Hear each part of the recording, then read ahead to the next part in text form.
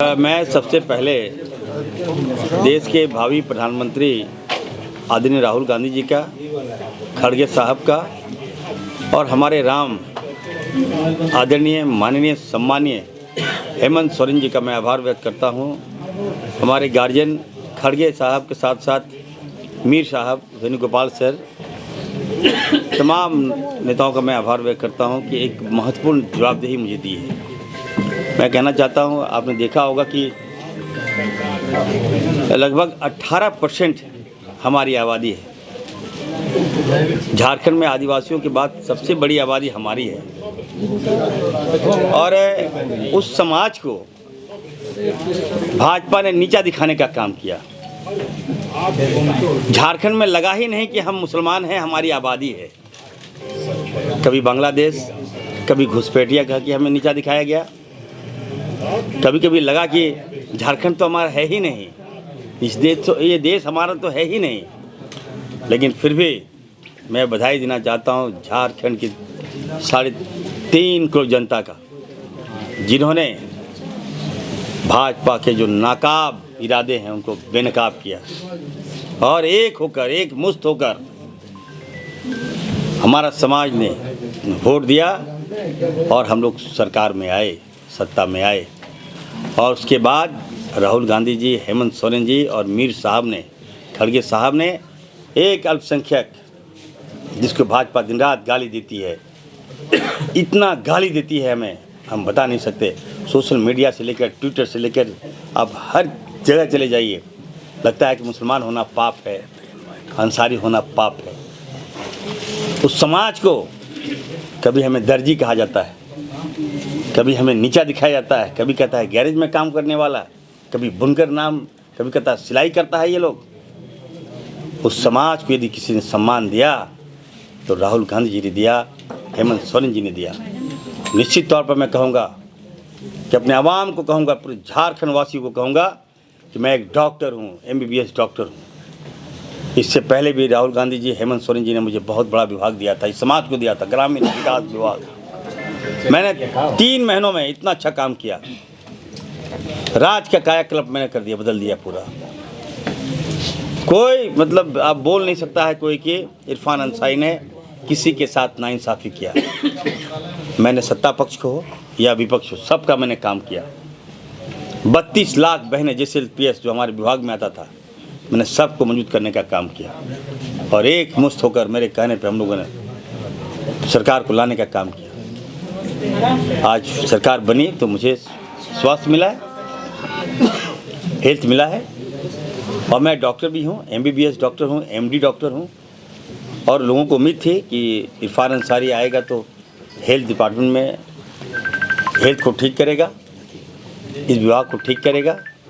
तो मैं यकीन दिलाता हूँ आप सबको, please trust me, I will do better and better and better.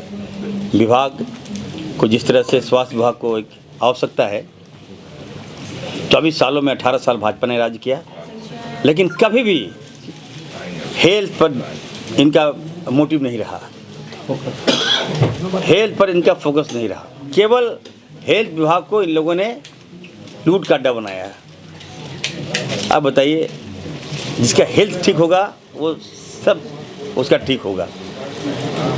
ये 18 साल लगता है कि भाजपा ने जंग लगा दिया हेल्थ में, तो मैं इसको ठीक करूंगा। अच्छी तरह से मैं इस डिपार्टमेंट को मैसेज दूंगा राज्य में कि यहाँ पर भी अच्छा हेल्थ हो सकता है, अच्छा स्वास्थ्य हो सकता है। लोग कह रहे थे कि दिल्ली के पैमाने पर आप झारखंड को हेल्थ डिपार्टमेंट ठीक कीजिए, झारखंड का हेल्थ डिपार्टमेंट ठीक कीजिए। तो मैंने कहा कि why Delhi, I am here, Irfan Ansari is here. और एक डॉक्टर होने के नाते मैं तो फील कर सकता हूँ ना, मेडिकल डिपार्टमेंट को कैसे ठीक किया जाए। तो मैं दिल्ली से अच्छा करूँगा और दिल्ली के लोग झारखंड आएंगे, देश के लोग झारखंड आएंगे स्वास्थ्य का इलाज कराने के लिए। तो गिव मी सम टाइम। आज ही मैं पदभार लिया हूँ, हमें लगता है कि मैं हेल्थ में अच्छा करूँगा और लोगों को भी बहुत एक्सपेक्टेशन है कि इरफान अंसारी हेल्थ को सुधार देगा। मंत्री जी, टेबल पे आपने संविधान की किताब रखी है, क्या मैसेज देना चाहते हैं? देखिए, मैं संविधान की किताब इसलिए रखा हूँ कि हमारा संविधान खतरे में है।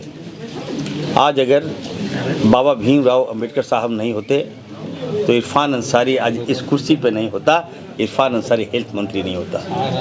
भाजपा ने जिस तरह से हमें नीचा दिखाया, संविधान को बदलने की बात कर रहा था भाजपा।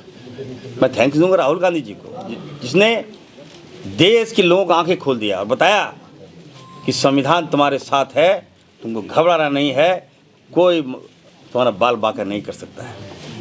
आज अगर संविधान है तभी इरफान अंसारी इस कुर्सी पर है, तो निश्चित तौर पर मैं संविधान की किताब साथ में रखता हूँ।